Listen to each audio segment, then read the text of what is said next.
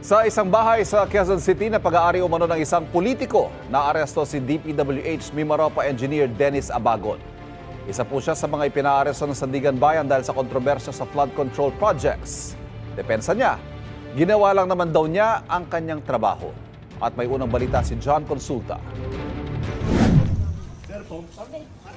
Ilang beses kinatok ng mga operatiba ng NBI ang gate ng bahay na ito sa Quezon City. Nang wala raw nagbukas nito, gamit ng isang improvised na tuntungan, inakyat ng NBI NCR at NBI Technical Intelligence Division ang gate nang mabuksan. Agad pumasok sa garahe ang mga operatiba kasama ang NBI Public Corruption Division. Ilan sa kanila may mga dalang baril. Para yung RAM natin, battery RAM. Nakadak ang pinto ng bahay kaya gumamit sila ng battering ram. Hanggang sa nabutas ang pinto at napasok ng mga otoridad ang bahay. FBI!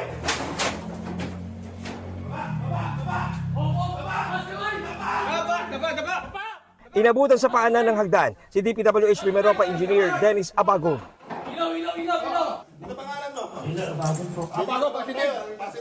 Siya ang kauna-unahang nahuli na may warrant of arrest mula sa Sandigan Bayan para sa mga kaso malversation of public funds through falsification at 2 counts of graft para sa umano'y substandard na road dike project sa Nauhan, Oriental Mindoro.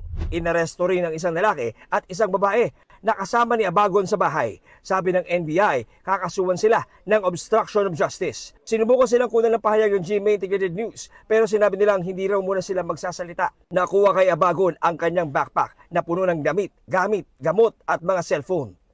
Isa sa mga napansin ng NBI TID at NBI NCR nung sila pumasok dito sa bahay ay itong mga bintana, mga kapuso, pansinin niyo, no? Imbis na bukas, exposed, no, para makapasok ang ilaw, liwanag sa bahay, ay natatakpan na ng mga kalendaryo, no? Kitang-kita natin dito, mga kapuso, no, ito. So marahil ito ay para matakpan yung view, no? Dito sa loob ng bahay at hindi makita yung kanilang galawan at kung sino nasa loob ng bahay. Ayon sa NBI, maaring itong mga gamit daw na ito ay burner SIM at burner phone na sa pagnanais nitong si Director Abagon or Engineer Abagon na makaiwas sa trace o para hindi matetect bago yung kanyang SIM card at hindi malalaman na siya pala yung may gamit ng number na yun. Kinumpiska ng NBI ang lahat ng kanyang gamit at isa sa ilalim sa forensic investigation. Sabi ng NBI, una sila nagpunta sa address ni Abagon sa Cavite pero wala siya roon. Naaresto ito sa bahay sa Quezon City na ayon mismo kay Abagon ay pagmamay-ari ng isang politiko. Pero tumanggi siya na pangalanan nito. Susunod naman talaga. Yung inabutan ba kayo ng NBI, pasok na kayo? Pasok na kayo? Hindi po yung pagpaparamdam. Ano ako, katakas niya. Hindi gano'n. Wala naman ako kung ginawang masama po. Ginawa ko lang naman po yung trabaho.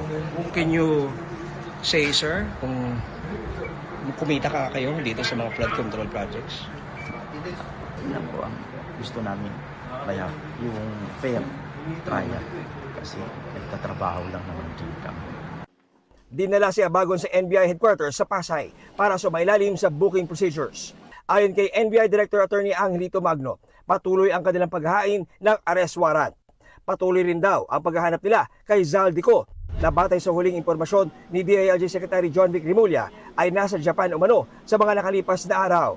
Pinuntahan din ng mga pulis ang bahay ng iba pang mga may arrest warrant sa iba't ibang lugar sa Albay pero wala silang natatandaan doon. Sabi ng NBI, iimbestigahan at kakasuhan din nila ang mga mapapatunayang nagkakanlong sa mga may arrest warrant. Panawagan pa ng NBI sa mga may arrest warrant, sumuko na sila sa mga otoridad. Ito ang unang balita. John Consulta para sa GMA Integrated News.